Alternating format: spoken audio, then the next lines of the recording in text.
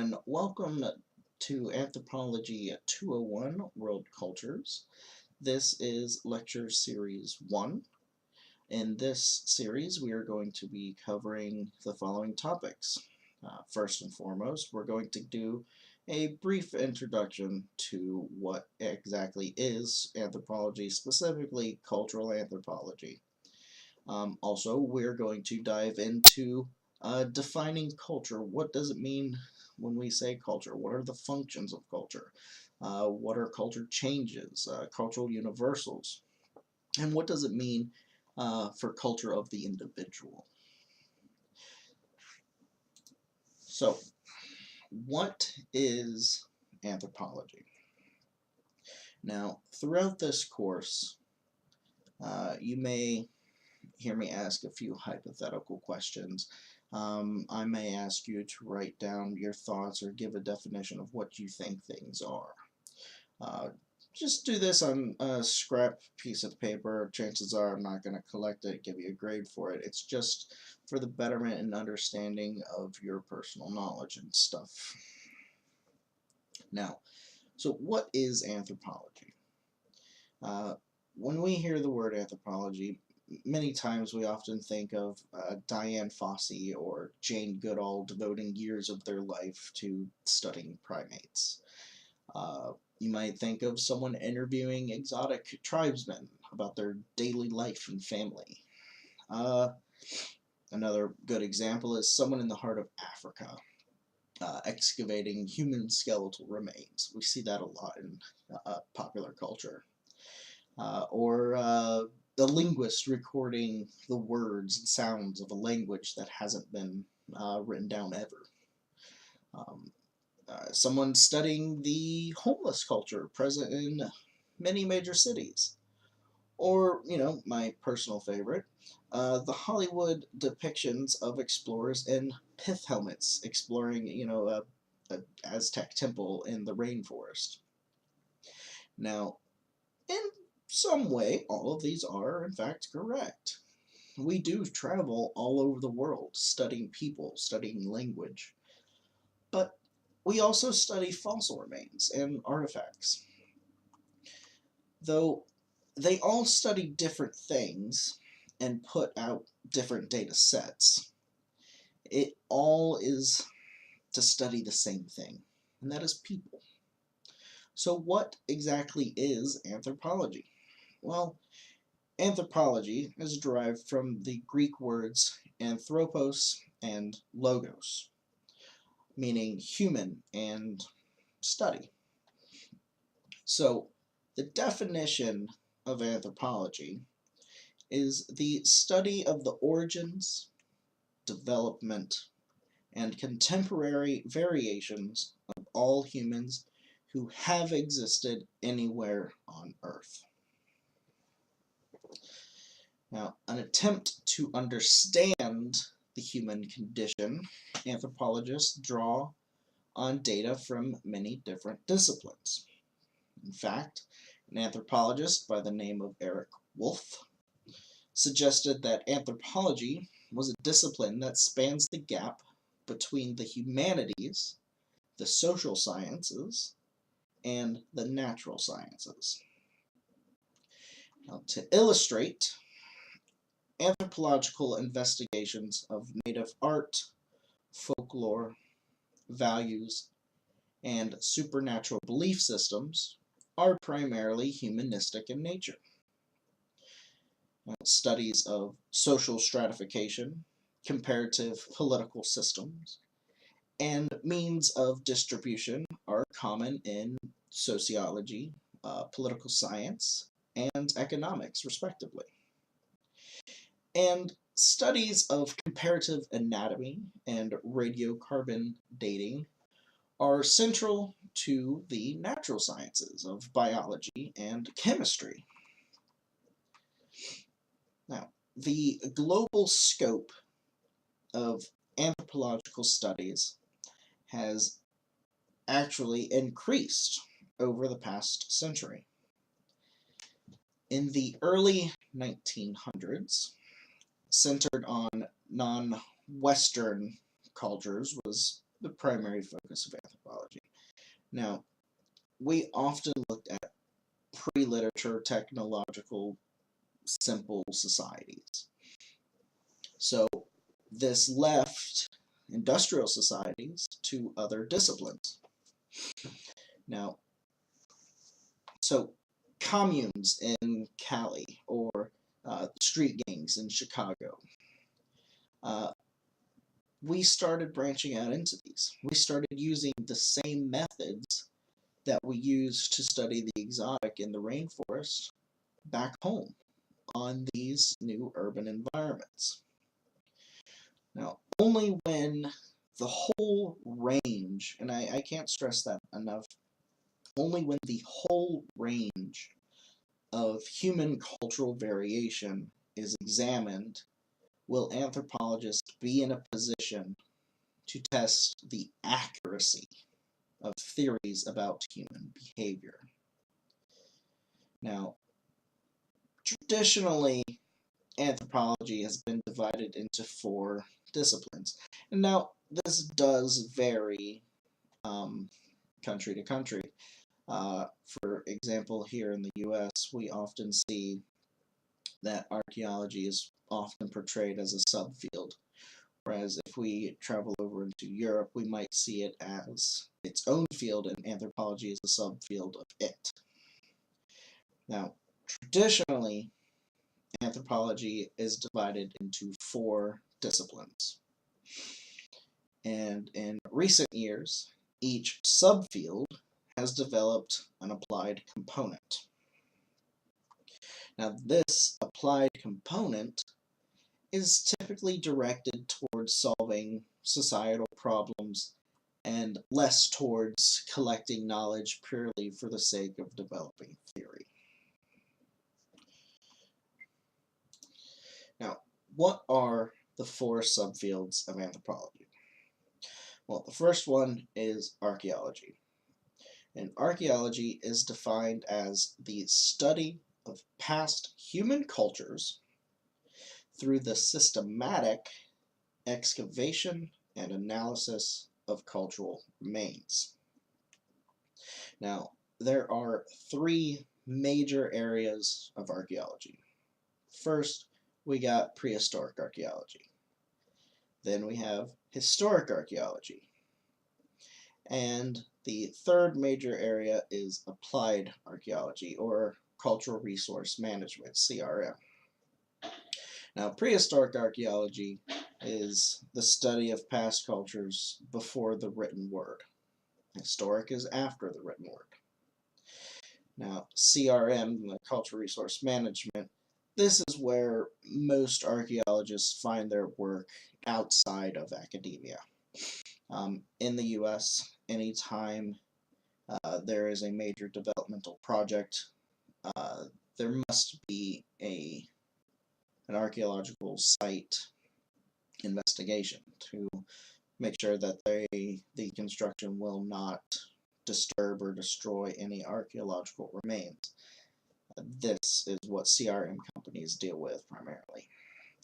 Now, I would like to point out that there is a 4th major area of archaeology that is starting to emerge in the industry, and that is digital archaeology.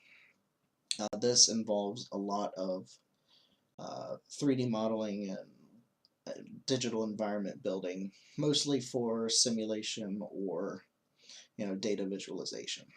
This is a new and upcoming field, very exciting stuff. Now, because archaeologists study past cultures, the types of data that they have available is limited, not only in type, but in abundance as well. For example, textiles rarely make it. The spoken word doesn't make it at all. Lithics, tons of it. Find it everywhere. Now, archaeologists use 3 types of material remains. First, artifacts. Now, artifacts are objects made or modified by humans and can be removed from the site. Now, the second type are features. Now, features, like artifacts, are made by humans, but cannot be carried away from the site. An example of this would be a post mold. Now, when a house is built in prehistoric times, they would set in, timber, wood into the earth vertically, and build their houses off of those posts. Now, over time, those houses would be destroyed and broken down and eventually covered over with topsoil. Now, the buried section of that post would decompose and become part of the dirt in place. Now, because that soil is rich in organics, the wood, it is darker than the surrounding material. So when we excavate that section, you'll end up with a dark circular patch, a post hole mold. Now, it's a feature. It's something that was made by humans. This didn't occur naturally. But we can't remove it. If we remove it, then we just end up with a bag of dirt. Now, the third and final type are ecofacts. Now, these are objects found in the natural environment that were not made or altered by humans, but were used by them, like animal bones or seeds or wood. Now, the next subfield of anthropology is physical anthropology. Now, physical anthropology is defined as the scientific study of humans from a biological perspective.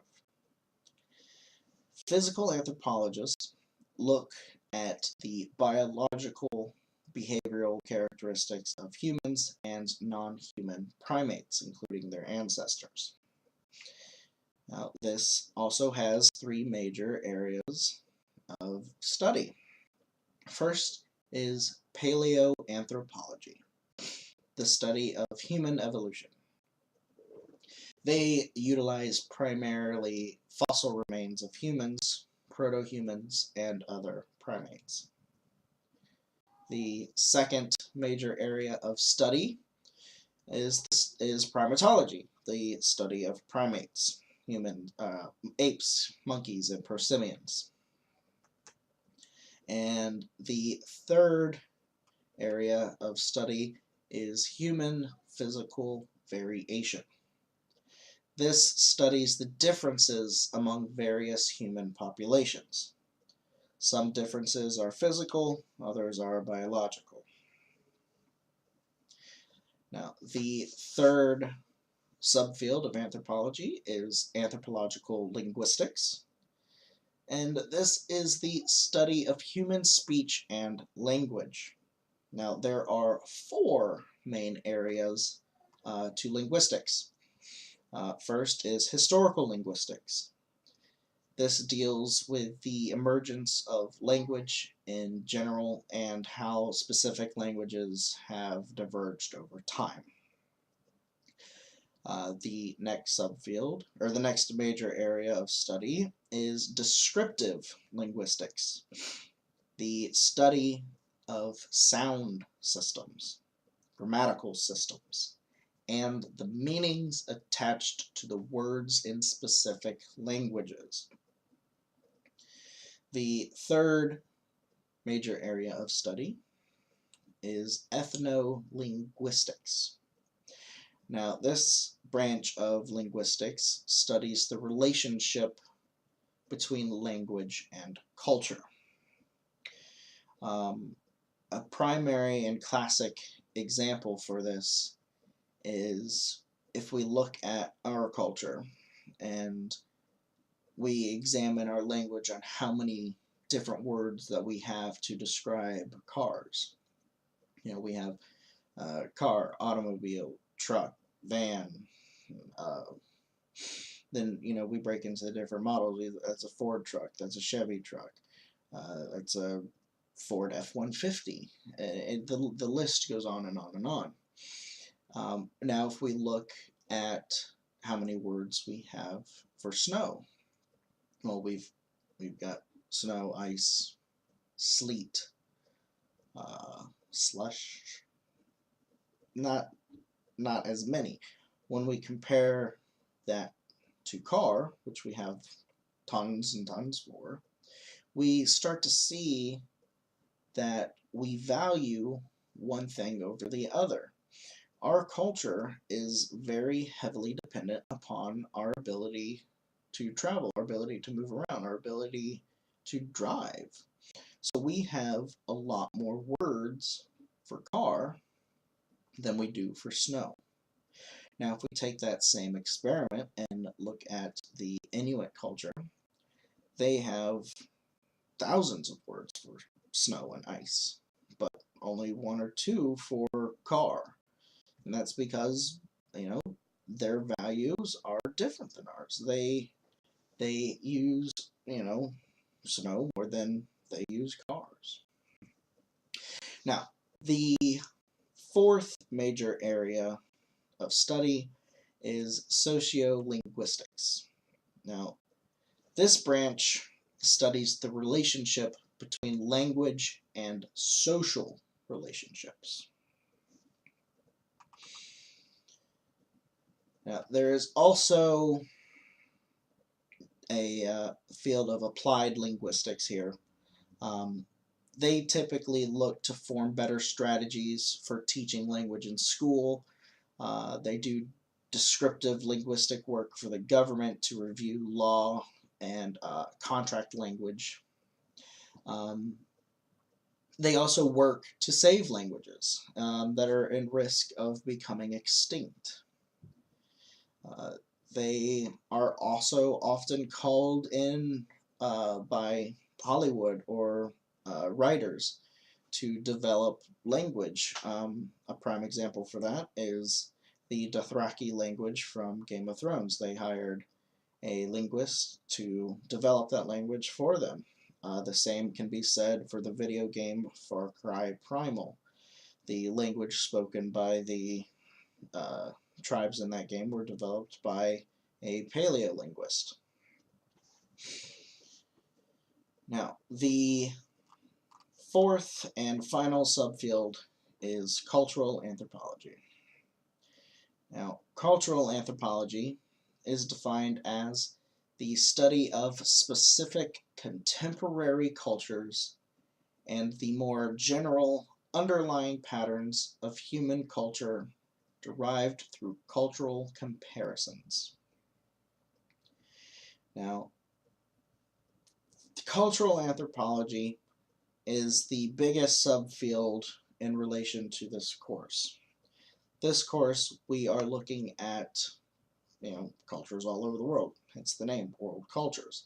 And we're looking at it through the anthropological perspective.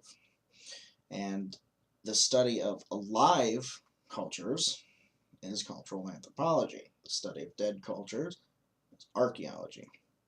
Now, since we're looking at world cultures, cultures that are alive, cultural anthropology is the most relevant subfield of anthropology for us.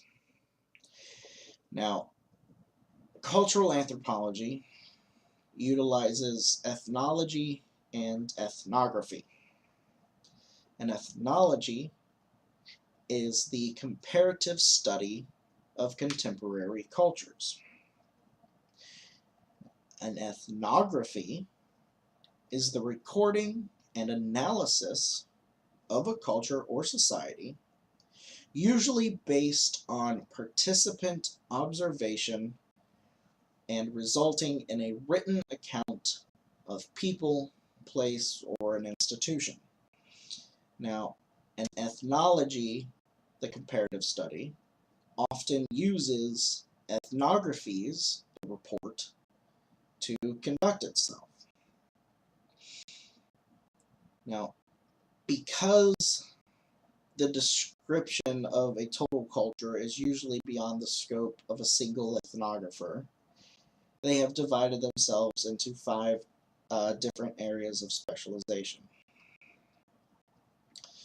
And these are just main. This is just a partial list. There are hundreds of other specializations, but the five main ones are urban, medical, developmental, environmental, psychological, and they all have their own different components, but that's only a partial list.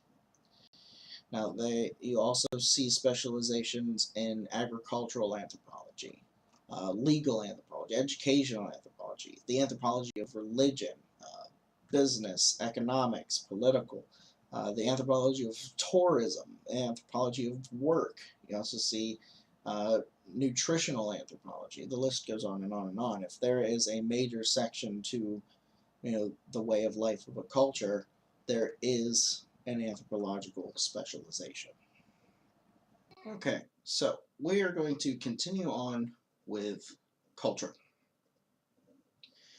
Now, I would like you to, just on a piece of scrap paper, to write down what you believe a solid definition for culture to be. Alright. Now, over the past century, anthropologists have formulated a number of different definitions or concepts of culture. In fact, work conducted by Alfred Kroeber, Kroeber, and Clyde Kluckhohn, Kluckhohn, in 1952, identified more than 160 different definitions. Now, British anthropologist Edward Tyler in 1871 suggested one definition. Culture is that complex whole, which includes knowledge, belief, art, morals, law, custom, and any other capabilities and habits acquired by man as a member of society. Now, because this definition lists specifics and then gives the umbrella qualifier of any at the end, it feels a bit limiting. Plus, this is a bit dated, being conceived in 1871. So, we will define culture as everything that people have, think, and do as members of a society.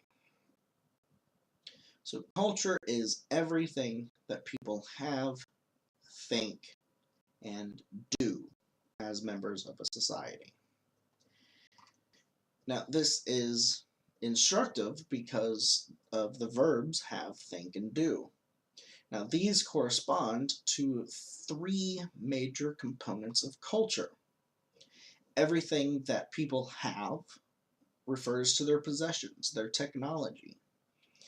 Everything that people think refers to the things that they carry around in their head, their ideas, their values, their attitudes. And everything that people do refers to behavior patterns. Thus, all cultures are composed of material objects, ideas, values, and attitudes, and patterned ways of behaving. Although these are compartmentalized, we should not conclude that they are unrelated. In fact, these are often so intimate, it's hard to separate them in practice. So, imagine, if you will, you're a non-American anthropologist studying the mainstream culture of the US. You would typically observe people writing. We're writing job applications, Facebook posts, post-it notes, writing books, composing emails, sending texts, all of that stuff. Now, writing is a standard in our culture.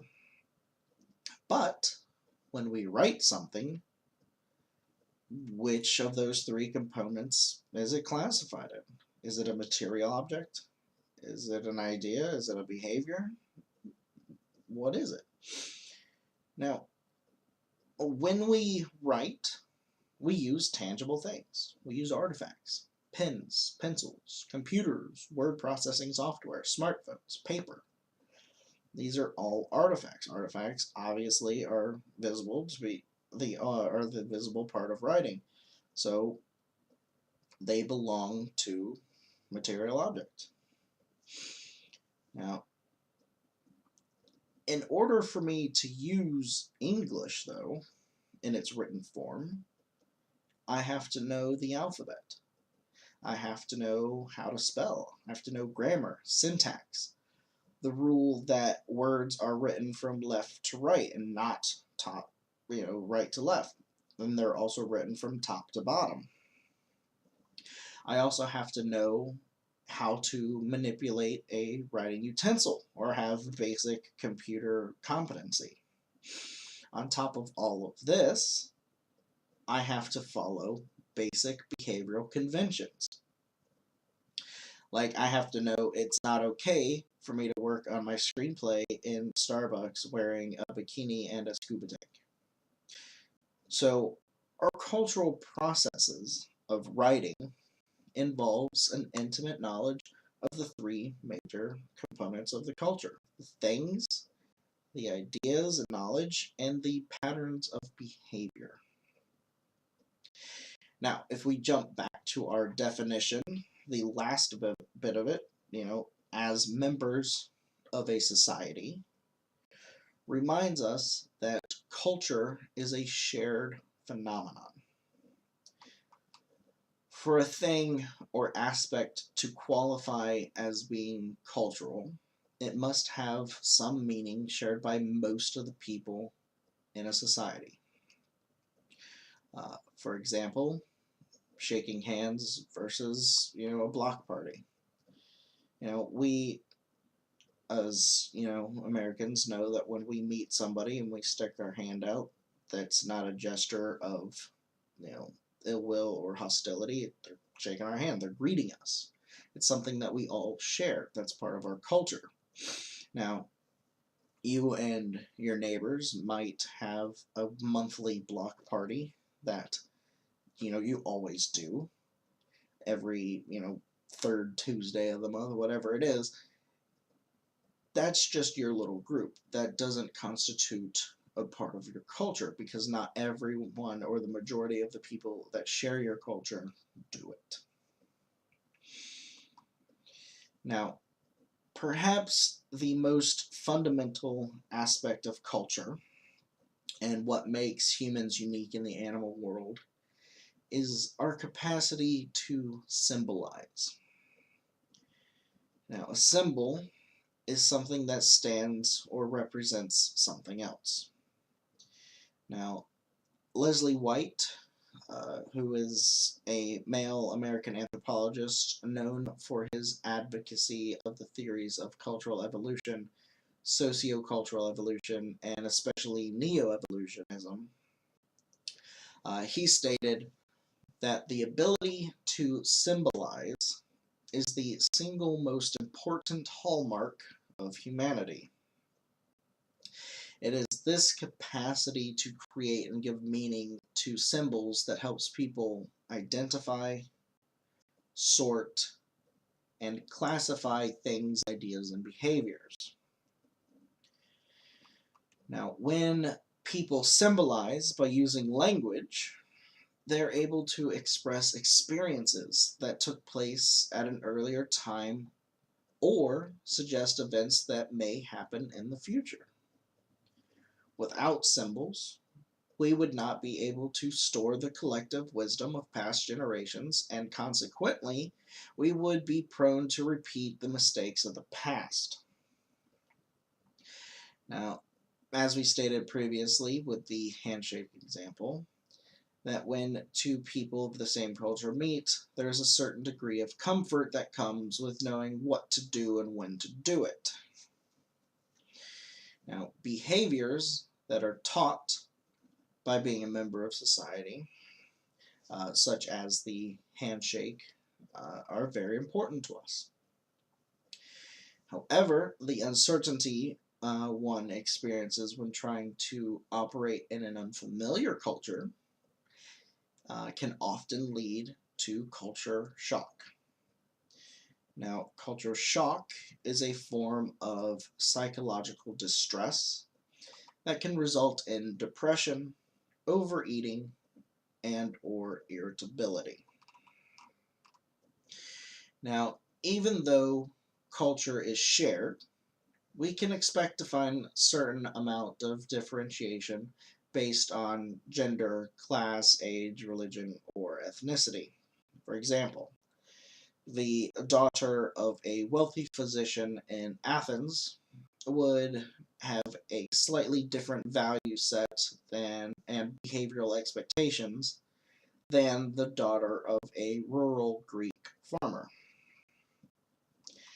Now, not only is culture shared, but culture is also learned. Culture is not transmitted genetically. It is acquired through learning and interacting with one's cultural environment. This is called enculturation. So to illustrate this, let's look at the typical male born here in Kentucky. So the child is born, probably plays some Xbox, attends school with books, desks, with professionally trained teachers. Eventually they'll leave school, probably play some more Xbox. They learn to drive, they marry one wife at a time, and so on, and then they die. Now, a typical male born among the G of Uganda is likely to grow up playing with cows. They learn from peers and elders. They undergo an initiation ceremony into adulthood, which typically involves being anointed with the undigested stomach contents of an ox. And they'll have at least 3 or 4 wives at one time. So, needless to say, both of these people lead vastly different lives. But they share something very important in common. Both are born into an existing culture. They only had to learn the ways of thinking and acting set down by their own culture. In fact, a great deal of what we do is learned. Brushing our teeth, eating 3 meals a day, sweeping the floor, attending school, wearing a watch, knowing to stop at a red light, sleeping on a mattress, waving goodbye. These are all learned responses to our cultural environment. Now, some aspects of our behavior is not learned, but rather genetic or instinctive, such as babies' ability to suckle, knowing to duck when a brick is thrown at your head. You don't have to learn that, if you get something big coming straight for your face, you need to duck out of the way. It's instinctive. Which brings us to our next topic, cultural universals. Now, tons of work on thousands of different cultures. They focus on, they typically focused on, look at how different these peoples are. And it is because of this, we can see how each group has solved major issues that plague every group of people, such as the need to effectively communicate, the need to send and receive messages. Thus, it is important to bear in mind that despite their many differences, all cultures of the world share a number of common features or cultural universals. To better understand this, let's look at some of the universal societal problems. First, food, water, and shelter. Every society needs these if they want to survive. In the US, goods and services are distributed according to the capitalistic principle of to each according to his or her capacity to pay. In classic socialist countries, distribution took place according to the principle to each according to his or her need. Now, the Hadza, Hadza, of Tanzania distribute meat according to the relation to the person who killed the animal. Now, each system varies, but there is a system established to get people what they need to survive. As a result, we can say that every society has an economic system. Now, the next cultural universal, all societies need to make provisions for mating and child rearing. This gives rise to pattern systems of marriage and family. If a society is to endure, it needs to develop a systematic way of passing on its culture from one generation to the next. This gives us another cultural universal of an educational system. The maintenance of social order is a must for any society, meaning most of the people must obey most of the rules most of the time. This universal is needed to avoid chaos and anarchy, and which leads us to the cultural universal that all societies have a social control system. Now, because people in all societies are faced with life occurrences that defy explanation or prediction, all societies have developed systems for explaining the unexplainable. Thus, all societies develop a system of supernatural beliefs. And because all societies need their members to be able to send and receive messages effectively, they have all developed a system of communication. So, despite all of the overwhelming differences among cultures, because they have to meet certain cultural universals, they do have a number of traits in common. So let's review that list again. First and foremost, all societies have an economic system. Second, all societies have a system of marriage and family. All societies have a form of educational system. All societies have a social control system. All societies have a system of supernatural beliefs. And all societies have a system of communication. Now, even though all cultures do share these universal traits, we shouldn't assume that cultures have a list of norms, values, and material objects. We should instead view them as integrated wholes, the parts of which, to some degree, are interconnected. Now, functionalist anthropologists like to use the organic analog to describe this way of thinking. They like to think of culture as an organic being. So much like the human body is composed of many systems, you get the nervous, skeletal, respiratory, and that a surgeon or doctor would need to know all of the parts, where they belong, what they do, and how they interact with each other. The same can be said for human organisms, you know, they comprise of various parts, both functional and interrelated. Well, so do cultures.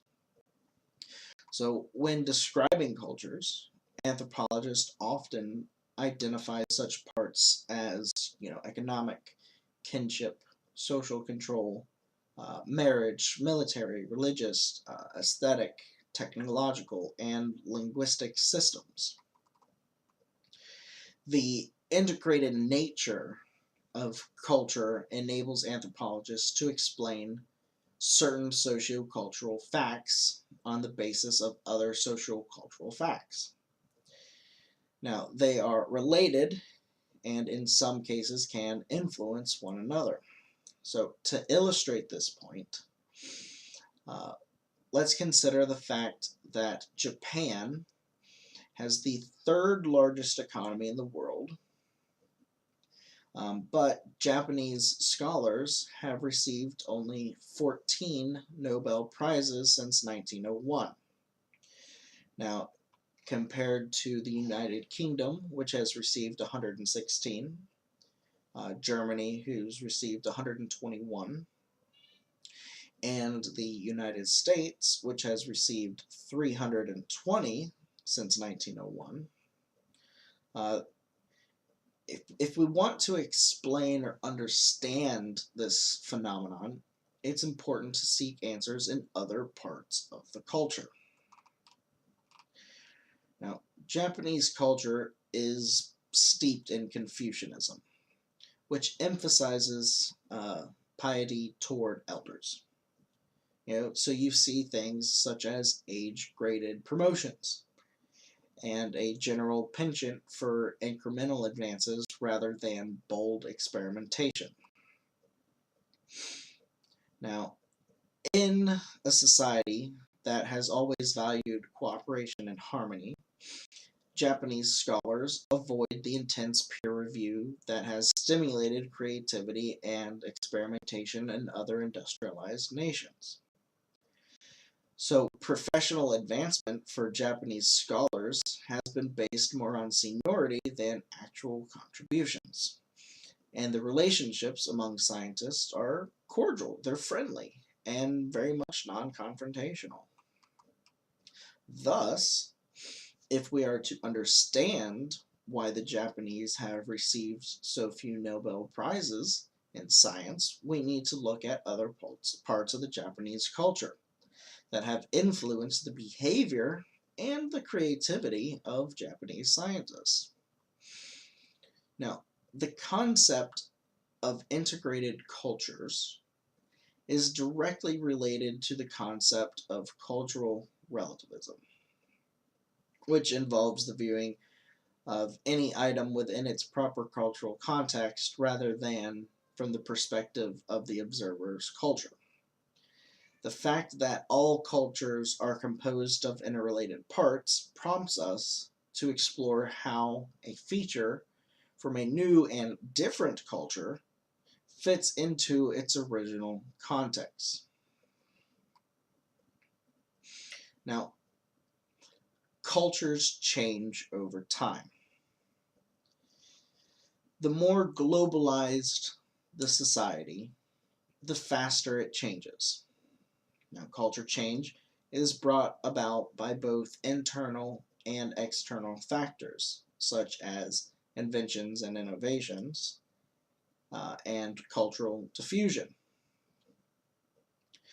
Now, we have introduced the idea that cultures are more than the sum of their parts. Rather, cultures are a systematic whole, the parts of which are, to some degree, interconnected.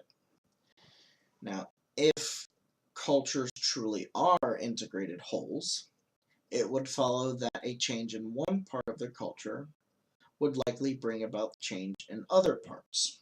In other words, most changes that occur in cultures tend to be linked to changes. So, a single invention can spark a series of changes in other parts of the culture. For example, the birth of cell phones. Uh, it originally came out, it was a giant brick only owned by wealthy investors. Now we got palm-sized smartphones owned by more people than not. Now, this invention has led to more car accidents caused by multitasking, as well as more pedestrians being inattentive while talking or texting on the phone, which has in turn led to sponsored campaigns warning cell phone users of this danger. Now, what about culture and the individual? So far, we have talked about culture as a function of a group of people. Well, what about the individual? All cultures, both large and small, have shared sets of meanings that serve as a collective guide to this behavior. Because people from the same culture essentially learn the same values, rules, and expected behaviors, their lives are made less complicated because they know what to expect from one another. For example, in the US, we know that when we walk down a crowded hallway, we keep to the right. That's the general flow of traffic. But if someone walks down the left, it slows things down considerably. Such an incident is disruptive and produces anxiety for the simple reason that normal, expected, and predictable behavior has not occurred. Now, our culture, our cultures exert a powerful influence on our conduct, often without our even being aware of it. However, to assert that cultural influences our behavior is hardly the same as asserting that it determines our behavior. Defiance from cultural norms is found in all societies. Because individual members of any society maintain, to varying degrees, a free will, they have the freedom to say no to cultural expectations. People may choose to go against cultural conventions for a number of reasons. In cases where adherence to social norm involves a hardship, uh, people may justify their non-compliance by stretching the meaning of the norm. Or sometimes people flout a social norm or custom in order to make a social statement. Whatever the reason, the fact is that social norms rarely, if ever, receive total compliance. Now, because of this, cultural anthropologists distinguish between ideal behavior, which is what people are expected to do, and real behavior, which is what people actually do. Now, how does culture influence biological processes? Human existence, by its very nature, is biocultural, meaning that it is the product of both biological and cultural factors. Now, because we are animals, we have certain biological needs that must be met if we are meant to be alive. Eat, protection from the elements, sleep, and eliminating waste from our body.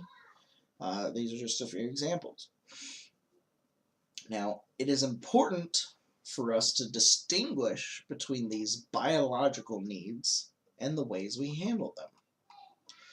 To illustrate this importance, let's look at a natural body function. Everyone has to eliminate waste from their body. You do it, I do it, my toddler really does it. But the questions of how often, where, what physical position, and under what social circumstances we choose to eliminate this waste are all questions that are answered by our individual culture. Thus, to say that life is biocultural means that our bodies and their biological processes are heavily influenced by our culture. Now, an example of this was provided by Cluckhorn in his work studying the Navajo culture in the American Southwest. Uh, he met a lady who liked to cause a cultural response to food. She would often host these, get-togethers, these dinner parties where she'd cook a fancy meal for everyone, and they'd sit around and chat about the day and their culture and their just whatever.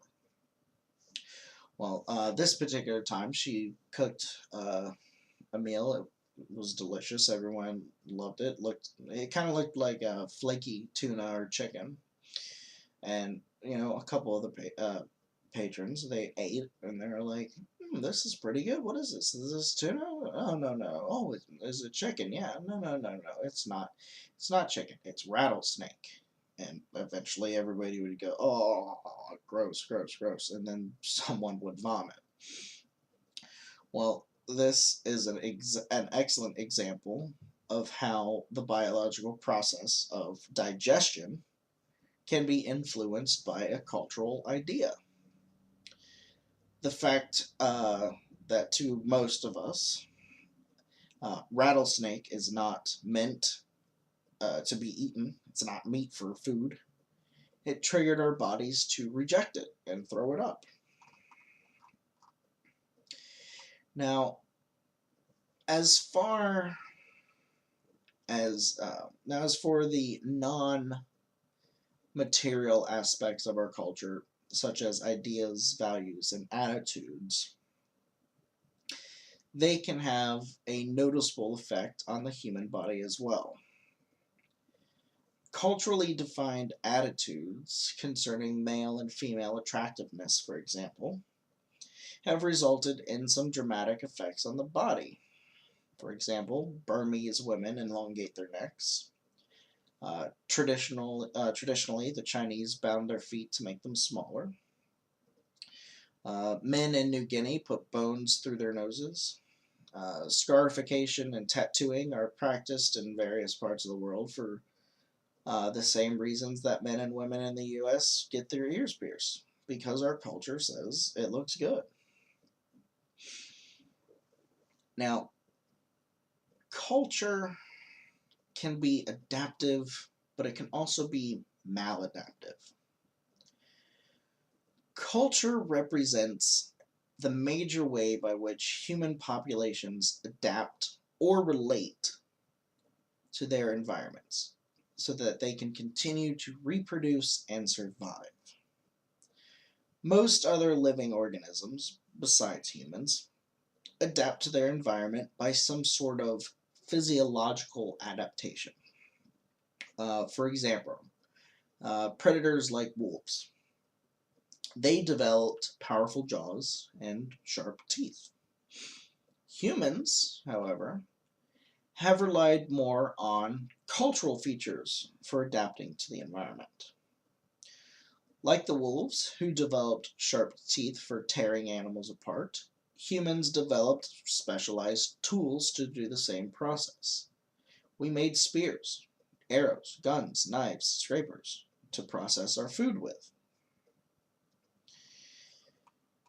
Now, with the discovery of chemical substances such as penicillin and the polio vaccine, we as a species gain a measure of protection against disease and death. With the overwhelming advancements in agriculture, humans have dramatically increased our ability to feed ourselves. Now, because we rely much more heavily on cultural adaptation than on biological adaptation, we are enormously flexible in our ability to survive and thrive in a wide variety of natural environments. Now, biological adaptation depends on the Darwinian theory of natural selection. According to this theory, nature selects those members of a species that happen to already possess certain biological based features that make them better adapted to a particular environment. Well, what if those traits are not present? Then evolutionary change in the traits of a species will not happen. You know, and over time, as a result of this, the species may become extinct. It takes a long time for evolutionary change to take place, but because humans rely on culture more than physiological change, we can adapt faster. For example, when one's environment becomes increasingly colder over a number of years,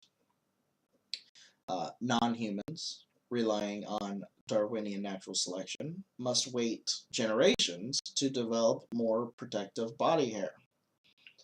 Humans, with culture, however, need only to develop methods for making clothing and shelters to protect themselves from the elements.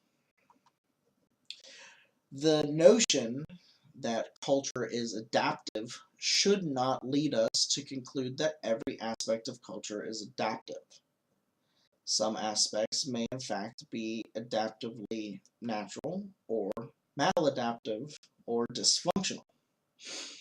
So to illustrate this point, the large-scale use of automobiles, coupled with the environmental pollution from oil spills and burning carbon fuels.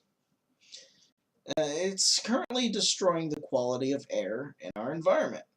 Now, if that is left unchecked, it will degrade our environment to such an extent that it will be unfit for human habitation. However, this maladaptive practice will not persist, simply because of two reasons. First, if it stays unchecked, we all die, and then it stops being a process, and eventually the Earth will go back to normal. Or the culture will change. We'll develop a new technology so that people will survive. So that concludes part one of this lecture series, covering the introduction of anthropology as well as covering the basics of culture. The next series, part two, will cover the basics of method and